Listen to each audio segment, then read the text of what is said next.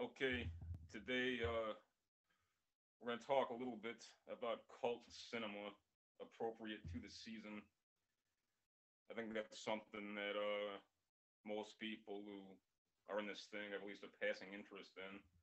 And even if they do not, maybe this is an opportunity to learn something about these strange films that we all feel so passionate about. So, with that said, what would you like to start out with? Well, this all started on Twitter. You were talking about some movies, and one that caught my eye was Planet of the Vampires, which Indeed. I think was 1965, if I remember right. Yeah, And and so I checked it out, and it reminded me of the Twilight Zone. So after that, I was curious, sort of how you got into horror and what your perspective on the genre was overall. Starting with that one. Land of the Vampires is interesting because I mean, for a couple of reasons. Like, first of all, I'm by no means an expert in European cinema, but I do watch a lot of movies, and I always have. And it's uh, it's an Italian Spanish horror movie, and it's got all those aesthetics, of I'm gonna butcher the pronunciation, but it's got very much a giallo aesthetic, and like that where that term originated from is these kind of tasteless pulp novels that usually feature some kind of erstwhile detective like hunting down usually a Jack the Ripper kind of sex murder, or the denouement of the story being that it was actually like a crime of passion, carried out by some jilted woman who, but it just appears that it's purposefully the detective in question is purposefully misled to believe it is you know some kind of typical sex murder when in reality it's women are the more dangerous the sex is, and he's set up to believe these things. But be as it may, the covers of these books were characterized by these like really lurid kind of depictions of either women in danger or like the the suggestion of violence and you know the nudity things, like all this kind of stuff that really made people upset in like the 50s and 60s, particularly in the West. But the main thing is like the colors that really pop. It was like more more vivid than real life, almost this kind of dreamy, kaleidoscopic sort of color scheme, like thus like Jalo, like meaning yellow, which can either be a riff on like yellow journalism or like literally the color yellow. So that aesthetic ended up in a lot of Italian horror movies. Planet of the Vampires is unique because it's an outer space alien threat movie. But the alien threat in the movie is quite literally these vampires from space. And another thing that makes the film notable is it quite literally, Ridley Scott really lifted the aesthetics and motif like from this movie. It's about this spacecraft that receives a distress signal just like an alien that lands on this planet. There's this derelict, and they find this enormous skeleton that looks almost exactly like the space jockey, on this abandoned ship that's obviously of ancient origin. And slowly but surely, the crew gets possessed by, the spirit of the essence of these creatures long dead that are literally vampires. And it seems corny as hell today. I mean, people still praise like the set pieces and like the visual design and stuff, as well as the influence on classics like Alien. But for its time, it was pretty groundbreaking, and it was pretty like lurid, and it's like a highly sexualized movie, even though there's not even real nudity or anything, but there's beautiful girls in it and these kinds of latex suits and things, because that's Europeans like that kind of shit. I mean, who doesn't like that kind of shit? But American moviegoers thought it was kind of like improper. Be as it may, it also owed to a motif that the Europeans, for whatever reason, like even the English, uh, Colin Wilson, he was this really prolific science fiction author, and he also wrote about like Fortean kind of like weird topics like ESP and things, and um, chariots to gods kind of stuff. But he was most known for fiction. He wrote a book literally called The Space Vampires, which is very different than Planet of the Vampires. But that book ended up being made into the film Life Force by Toby Hooper, which I think is a dope movie.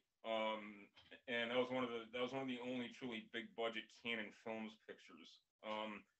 So this notion of space vampires, it's kind of like a subgenre convention I'm fascinated with, along with another Italian kind of horror convention is demons, not zombies, but demons. I mean, that's very Catholic, right? But Dario Argento and I believe Mario Bava's son, and Mario Bava and Planet of the Vampires, they made these movies literally called Demons and Demons 2, where people are, but their take on it isn't like The Exorcist or something. It's like these demons they infect people in this kind of, it's almost like a biological phenomenon. It makes people go berserk and, attack the remaining humans, and obviously those who survive the assault, they turn into demons also. And there's very much like a Fort Apache or Zoo kind of sensibility to these movies, like American zombie films, but I think it's way cooler. So I actually did a write up on like the demon subgenre, and I like zombie movies piss me off because it became this kind of just like jag off like hipster thing. Plus, these like survivalists, like sheepdog idiots, like love the scenario because they get to imagine themselves, with all this tactical gear and things. I think it's not. I think it's another example of people like really reaching for like apocalypse scenarios, like since the end of the Cold War. But I just think it's fucking stupid. But I always thought that the demons thing was kind of cool. But Planet of the Vampires, like the space vampires motif, anyway, it's very much a European thing, and kind of the founding, if we can even call it a subgenre, if there's even enough material there, kind of like the founding efforts of it, or at least the ones most notable, are Planet of the Vampires, the Space Vampires, and Forbidden Planet, which is an American film. And that had an interesting twist because the antagonist is this monster literally from the human id, and kind of like in Solaris, like this planet, it somehow is able to make tangible human impulses of mind, and obviously, if you take this human colony or I think it's a scientist colony.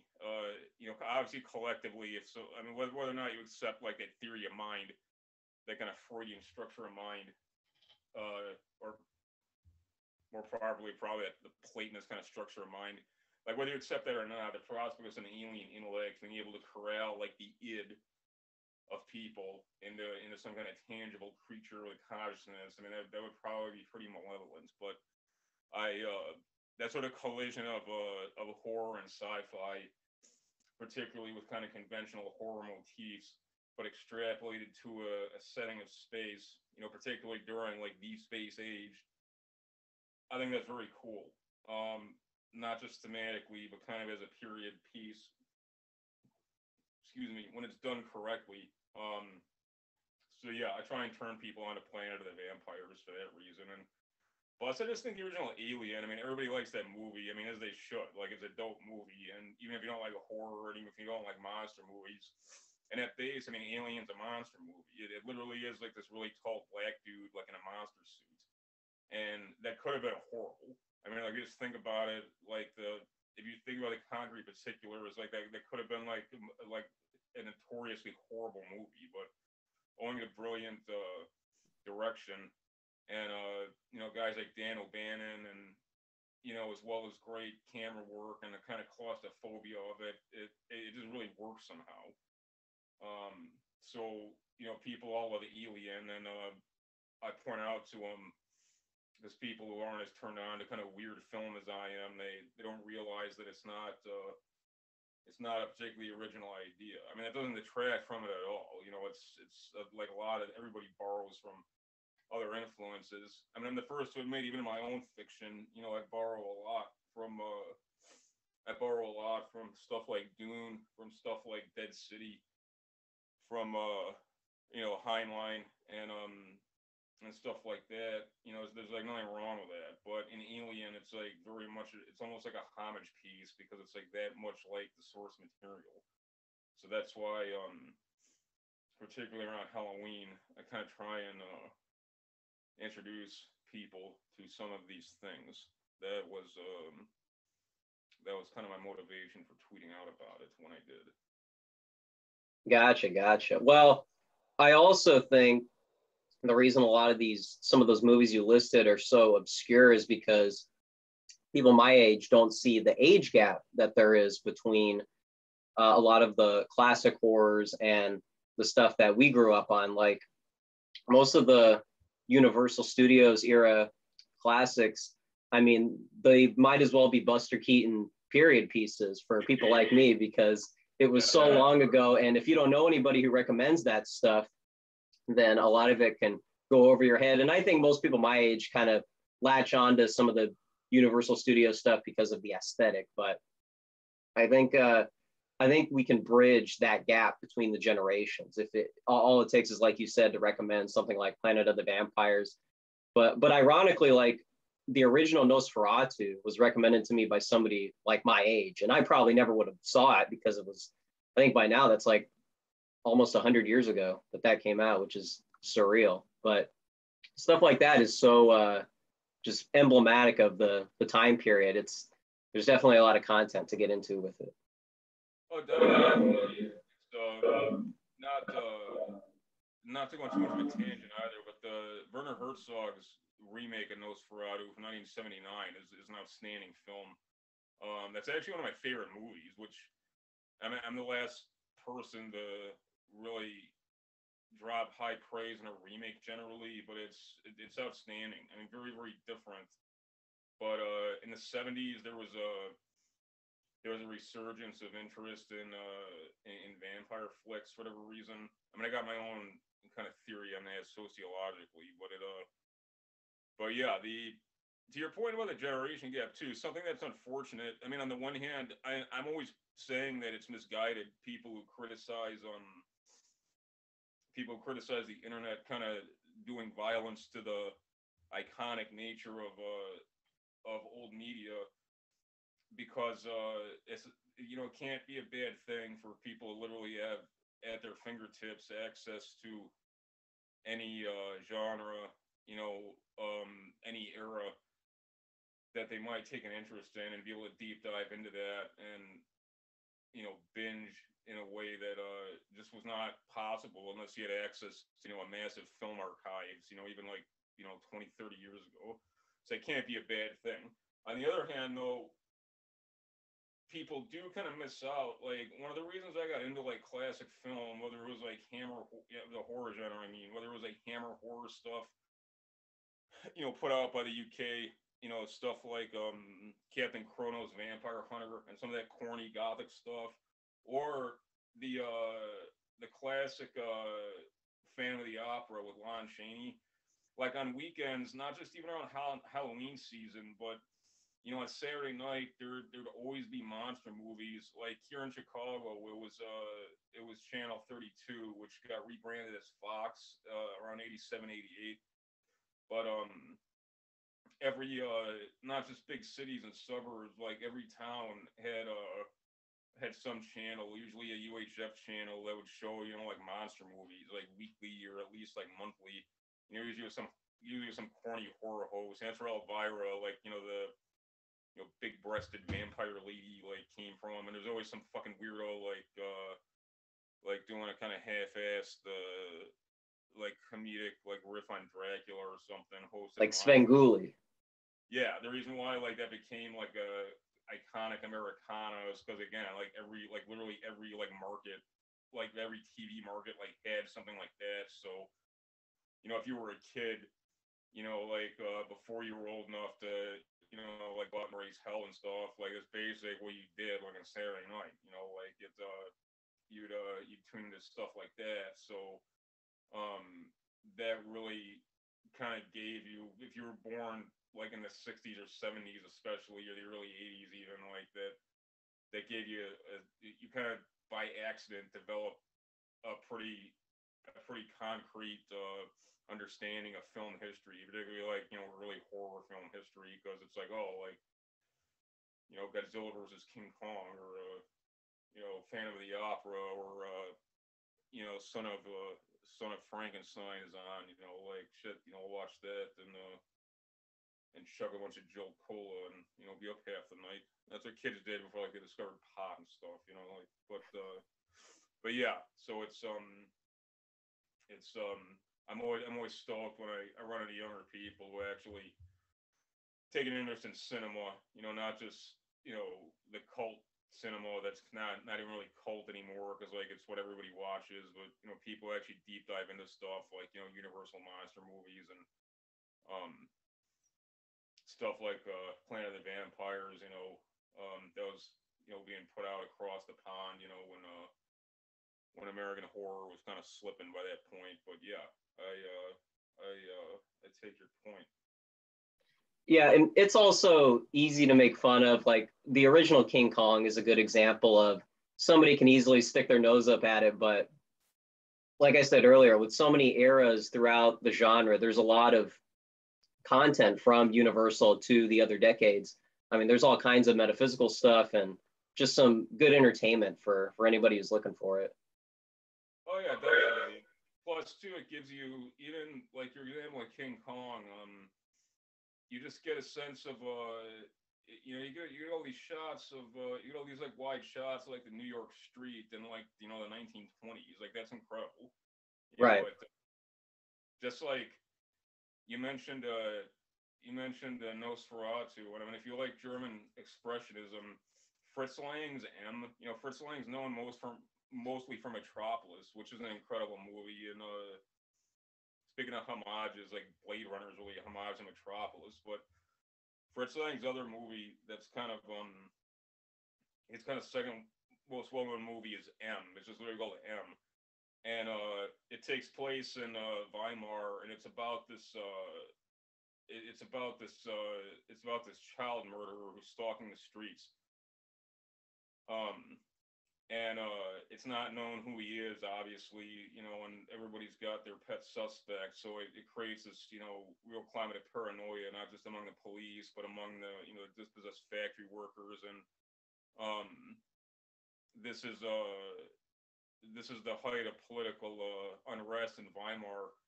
And Fritz Lang used like there's scenes where like the Nazis, the brown shirts are like clashing in the streets with the communists and things. And a lot of those scenes, like that's what's actually going on. Like these people aren't like hired extras. It's like Fritz Lang was just filming like, riots, street fights, strikes, that were underway. So it's like art like colliding with reality in a really remarkable way. And particularly, if I've got a pet interest in that era. But there's a reason to watch old film, like truly old film. To your point, beyond even if you don't get into the motifs or the kind of aesthetics of it, otherwise, or the techniques, you almost have like a documentary, like fly on the wall view of life at the time. I mean, particularly with Fritz Lang, but even with King Kong. I mean, even though you don't have the same kind of realism there because the people on the street were extras that were hired. You get a glimpse in New York City in like the 1920s. I mean, that's remarkable.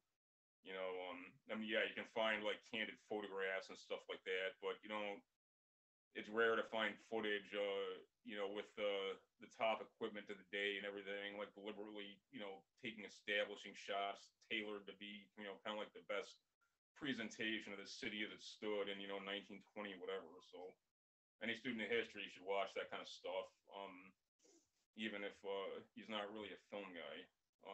So yeah, there's that too. There's a reason why these things are treated like as real cultural artifacts, worthy of preservation and acknowledgement. It's not just because Americans love the movies. I mean, that is part of it. Don't get me wrong. There was something what Walker Percy said about film being kind of, the only sovereign art form in America. Like, it is to Americana, like what painting might be, to like Italy, but it also is, in fact, a real, a real, a real glimpse into moments in time that you really cannot find elsewhere.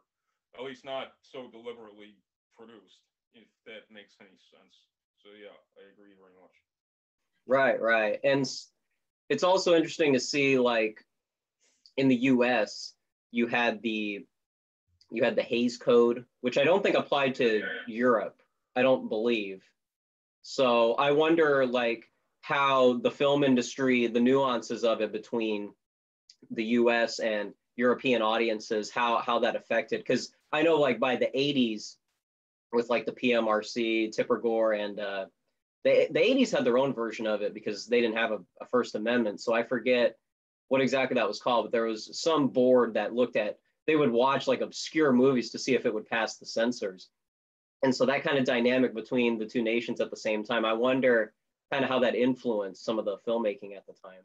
What's interesting, like, subtly, like the production code, it's not in some ways, it's like there was obviously very, and anytime there's a regulatory regime that takes concrete particulars and identifies things that just you cannot, depict. And that's what the production code was. Like, you can't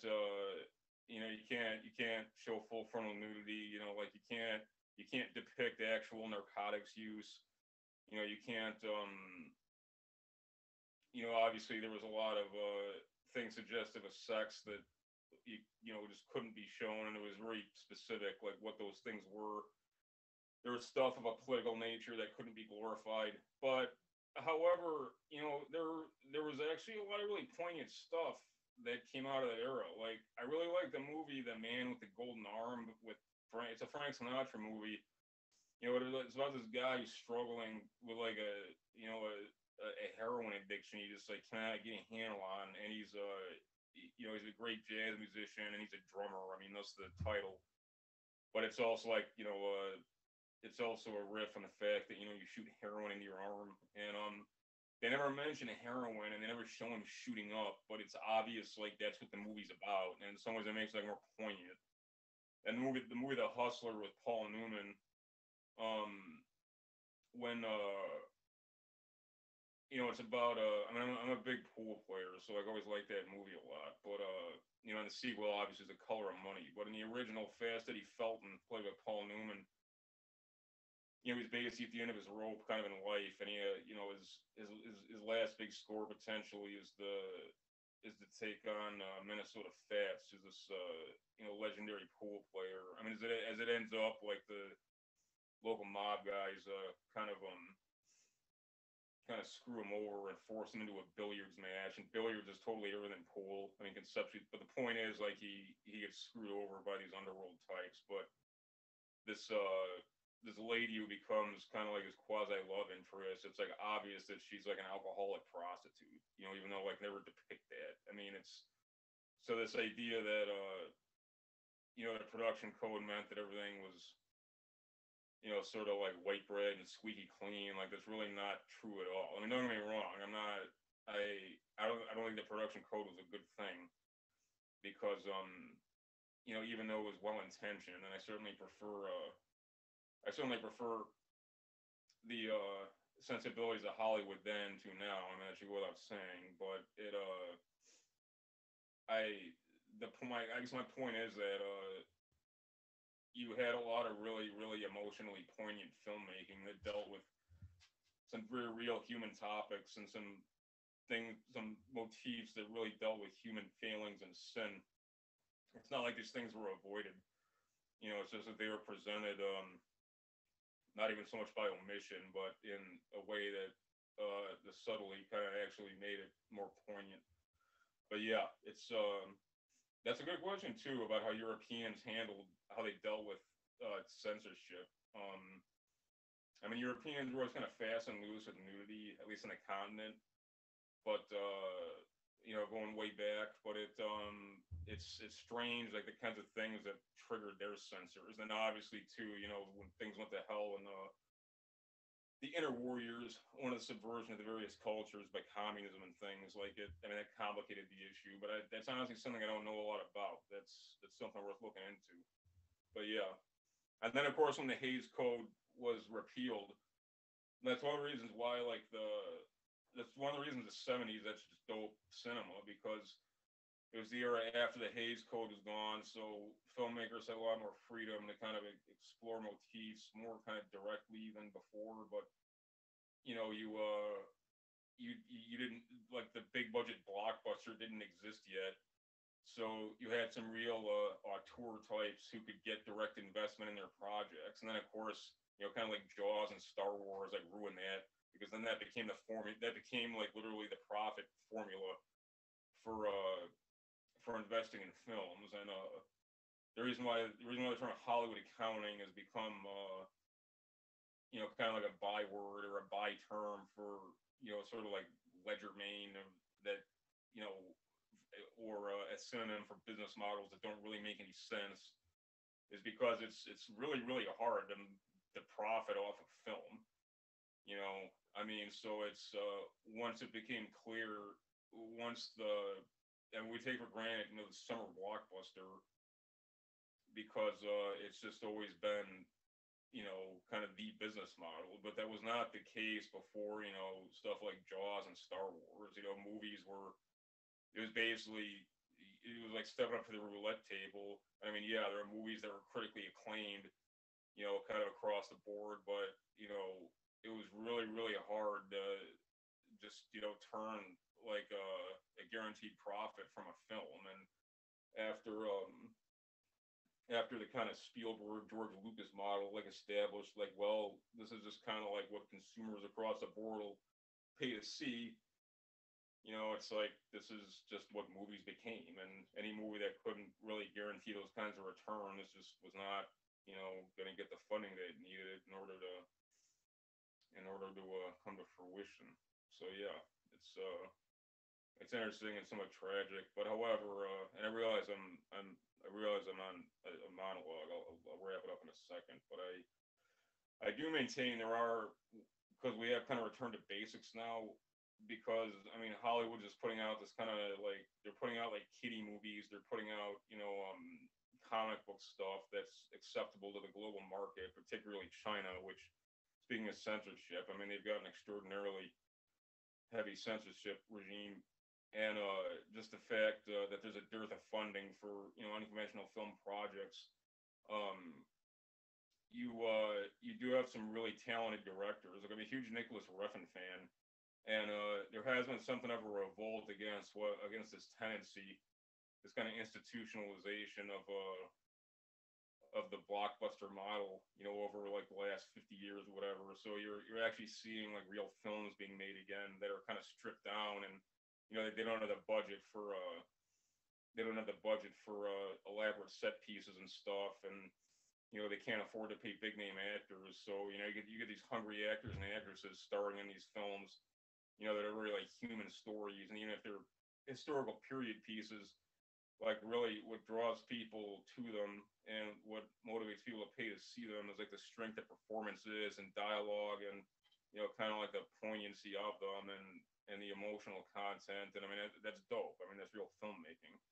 It'd be nice too if we get special effects films that weren't shit or weren't about stupid ass fucking like comic book characters. But I maintain there was a silver lining to this. I don't think that's just me being like some Pollyanna optimist, but I just wanted to get that out. Well, I do think the internet decentralizing everything, like you said, there is a silver lining there. And maybe we can get some of that like 50s B movie creativity back. Like you said, a lot of the censorship was restrictive to that type of creativity. But yeah, I just wonder if we can ever go back to stuff like that, where it was like so absurd. Like, it seemed like the movies before the 50s B movies that were on that level were still in line with like vaudeville and still like time period pieces. But to have something like Planet of the Vampires kind of rise from the surface, it seemed like that could only exist in a kind of in a time capsule, but No, it could. The problem, I mean, well, that's another problem too. Is that like I made the point before that with respect to music, and on the one hand, it's dope that anybody can access really anything recorded from any era, at their fingertips. But that also means that like that means like aesthetically and in terms of motif, like nothing really has a signature on it by decade, because like influences are all it's this hodgepodge of influences from all eras and all genres and subgenres. It's not even like a homage to these things consciously. It's just it doesn't really have a historical stamp on it, and that's not a great thing because I think that does harm to style, and it also it kind of does away with pop culture being able to act as a prime symbol, sort of like of an era. And you see that in film too. So yeah, something like you take the epoch that stuff like Planet of the Vampires or Forbidden Planet came out of. Like these things weren't self-consciously weird in the way like we think of it. Like they were drawing upon kind of some strange things in the culture, as well as these kinds of like latent anxieties about these things. But yeah, any effort these days to do that, it would be too self-conscious. Not just self-consciously imitative, but it would be too like deliberately like in response to what is the mainstream, and that's the problem. There's and that which is truly original, and that which truly constitutes weird cinema of an authentic sort. It can conceptually, it can be hard to execute. There's good fiction that I believe captures some of what you're describing in an authentic way. I mean, I know hipsters and everyone else like overuses that term like authentic, but like in context, I think you know what I mean. But a lot of this fiction that actually meets the criteria, it doesn't really translate to film. Like that's why film's a challenge. It's its own thing. Like even if in terms of the motif and the dialogue, like it can be captured. There's certain like nuances that don't really translate. That's why some of the best films really are able to kind of capture both. But yeah, it's complicated. Much as I like film and I'm like a movie guy, I'm a writer like by trade, but also like I'm kind of like a words guy. Like one of the reasons I like movies so much, I guess, is because it's not really a medium. I mean, I understand it like academically, but it's not something I like instinctively relate to, even though I think I've got a pretty good understanding of like aesthetics and style. I could never like make a movie, and I could never like write a script because that's its own thing, and it's so inextricably bound up with the way in which it's produced. I mean, like on the technical side, that one's got to have like a really really deep understanding of the relationship between narrative storytelling and like what's possible in terms of what's going to convey that to the audience and like what they will readily perceive. So yeah, it's that's one of the reasons why film is king in America, or was, because it is so tech driven and deeply psychological. And Americans are obsessed with kind of like the inner self. I mean, I think it owes I don't want to go on a tangent, but I think it owes to a certain social alienation. But yeah. Well, no, for sure. What else I want to cover? Well, what you said about the George Lucas model, I think that really grew to fruition in the 80s when you have the Bill Murray and Chevy Chase comedies. That kind of formula was kind of became the trademark throughout the 80s. And I think in the 90s we got out of it. It kind of reverted back to the 70s standard, because in the 90s you got that resurgent rather, of crime dramas. And so to me, that reminds me of the 70s cinema. You could probably speak to that more just because you grew up with the 90s stuff, and I'm just looking back in retrospect. But could you speak to like how the 90s cinema kind of took us out of the 80s standard?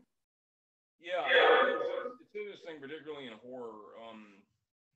Even though I there was a self consciousness to it. I mean, the film actually was filmed in the '80s, and it even though it dropped in 1990, it was filmed in '86.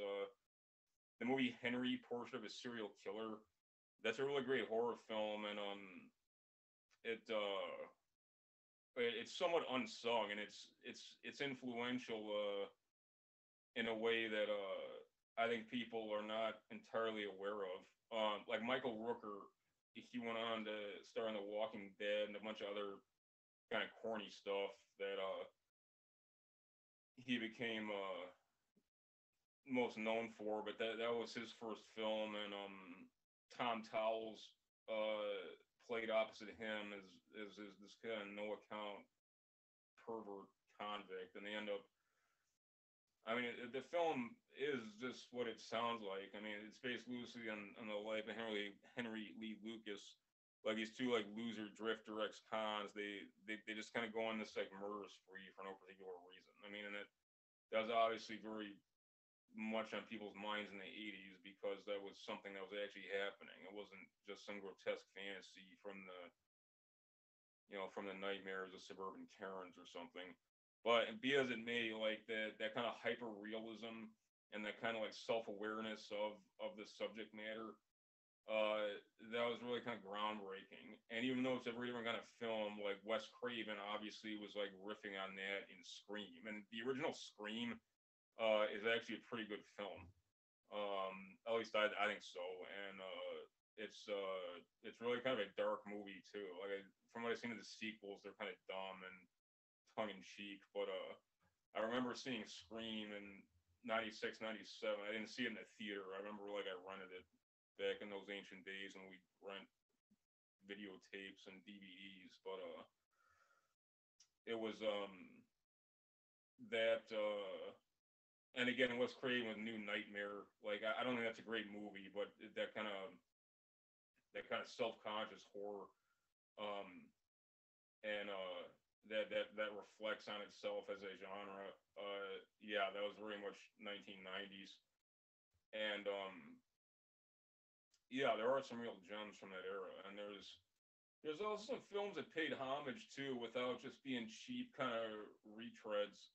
One of my favorite horror movies. I mean, I like space movies a lot too. I mean, obviously that's why I write science fiction. But Event Horizon with Sam Neill and Larry Fishburne, like Event Horizon, it's an obvious homage to Alien, to The Exorcist, to The Shining, to a bunch of other stuff.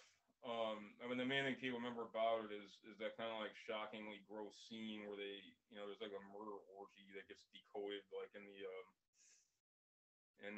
kind of the denouement of the movie. But it's actually a very smart movie, and it borrows some of those influences, like I said, and incorporates them as a horror movie convention, but it not in like a stupid way or a tongue-in-cheek way or like a rip-off way. And there's more than a few movies from the '90s that come to mind that accomplished that. I think Alien 3 is a dope movie. Like people are gonna get mad about this, but Alien 3 is I far prefer it to Aliens. And I find it genuinely creepy, and I find the set pieces fascinating. I find the setting fascinating. I mean, I know it's set on a prison planet, but it's an obvious metaphor for like a monastic cloister, and there's a very very deep theological subtext. Like everybody hates that movie, but I thought it was great when I saw it in the theater. I think it's great today. So yeah, the '90s were pretty. The '90s were better with horror than it gets due for. Exorcist 3, Legion, 1990. I mean, that's practically an art house film. I'm a huge fan of William Peter Blatty. And he made the point that the Ninth Configuration, a very obscure movie based on a little bit less obscure book, but the Blatty made the point that the true like Exorcist trilogy is the original Exorcist, the Ninth Configuration, and Exorcist 3, and that's Blatty was very much like a lay theologian, and if you watch those films one after another, he's got something like very profound to say. Like it's not just people remember the movie just for the shock. I mean, maybe it wouldn't be so shocking to people today, but they, like they remember like 12-year-old Linda Blair, like saying awful curse words and like pissing herself and her head spinning around, and yeah, that stuff is gross and shocking. But the film, beyond the shock value, is actually it's a very poignant film, and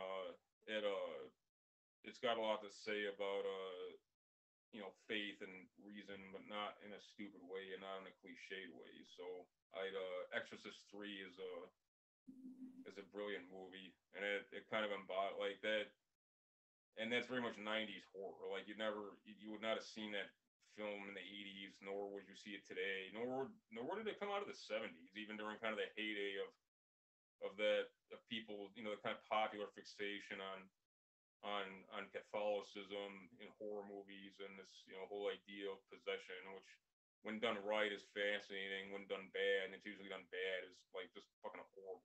But yeah, no, I agree with you. Forgive the long-winded response. But yeah, the self-consciousness of the 90s, to your point, like that was not necessarily a bad thing. It actually kind of revived the horror genre. Right, right. And speaking of the Alien franchise, I think Alien 3 is a good litmus test for that standard because it's such a contrast from the second. And the second is basically like a Rambo film or something. It's like totally, and it's James Cameron, so it's perfectly in line with that. So for 3 to be so different, and even like the filter of it is like dark all throughout. So to your point, yeah, it's a changing of the eras. My objection to Aliens. I mean, Aliens is a cool movie. Don't get me wrong. Like when I drop that, it's a jarring tonal shift. Like I'm not saying like it's a bad movie or people shouldn't like it, but Alien, and to a lesser degree Alien 3, the reason they're so effective and gross and disturbing is because they're not they're not war movies, and plus like the Alien is just bizarre. Like that's the design of it's way more bizarre. And like in the original Alien, there's this carapace that's like part of its head, but in the shots there's like a little bit more light. You can see that it actually has like a skull underneath, like a human skull. Like the monster is bizarre and the monster is fucking gross. And like in Aliens, James Cameron just basically did Starship Troopers and he turned the aliens into bugs. And like they're Right, right. like they're kind of humanoid, they're kind of simian, like they're kind of biomechanical. I mean, that's why Ash, the robot, once he's decapitated and they, jerry rig him back to consciousness, they can ask him like, what is the alien and like, can it be defeated? And he's like, no, you're fucked because it's a perfect organism. This isn't something that evolved under normal conditions, and it's not something that's familiar to you. I mean, that making it into just kind of like this colony of like giant bugs that just sort of like victimize people like for food or for host bodies for their procreation process. Like it's like Cameron just like took the horror out of it. And I mean, don't get me wrong, like I like Starship Troopers, I like military science fiction. Okay, it's dope, but I just don't think that that was the right setting for it, because one of the reasons Alien's a classic is because it is so creepy, and that's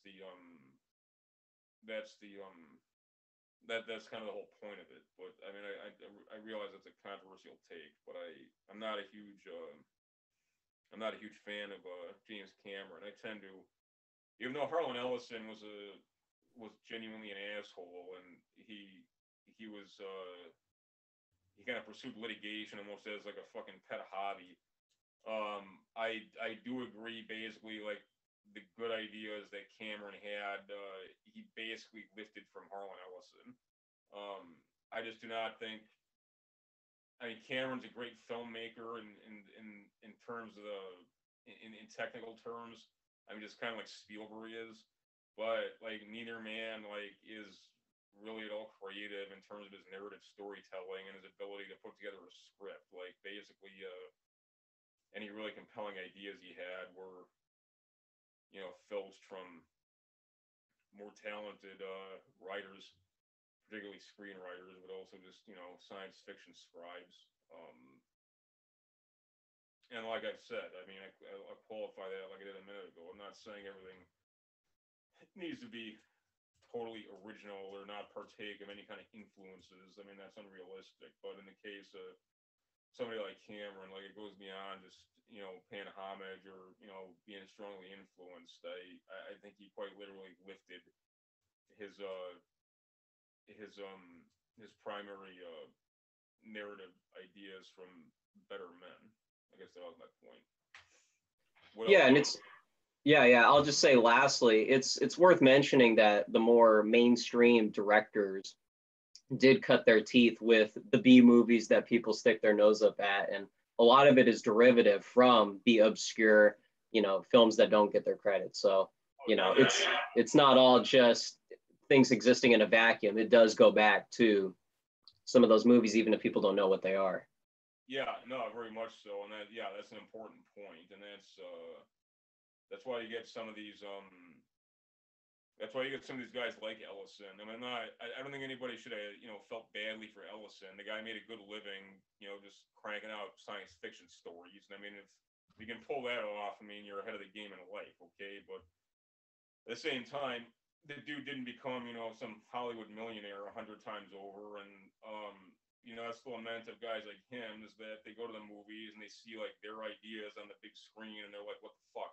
Like it's this some Hollywood jagoff, who's got managed to convince investors that my idea, which he's appropriated as his idea, is the next big thing, and is going to put asses in seats, and we're all gonna get rich, and on top of that, we're all gonna get clapped on the back on Oscar night. I mean, like, I understand why people find that infuriating. I mean, aside from the money and all that, I mean, like, it is the principle. I mean, I'd be outraged by that too, I'm sure.